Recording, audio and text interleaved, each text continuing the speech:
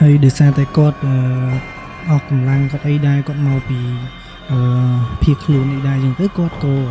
បន្តការសម្រាករបស់គាត់ទៀតអញ្ចឹងណាប៉ុន្តែនៅពេលដែលសម្រាកហ្នឹងគឺគាត់សម្រាកអត់លក់ទេគាត់មួយដូចជាមានអ្នកមកនៅចាំអង្គុយចិត្តគាត់មកនៅក្នុងខ្ទមនឹងដែរអញ្ចឹងណាមានអ្នកនិយាយអីនិយាយទៅគឺសំឡេងមានមនុស្សនៅអញ្ចឹងទៅហើយគាត់ក៏មិនសូវខ្លាចដែរពេលហ្នឹងដោយសារតែគាត់ភ័យពីការបាញ់សម្លាប់ទទឹមភៀសខ្លួនពីសង្គ្រាមពីអីផងអញ្ចឹងណាអញ្ចឹងគាត់ក៏អត់សូវខ្វល់ថារឿងនៅក្នុងភូមិហ្នឹងគឺវាមានអមនុស្សមានអីរស់នៅអញ្ចឹងហើយបន្ទាប់មកពេលដែលមេឃចិត្តយប់ប្រហែលជាខ្ទង់ម៉ោង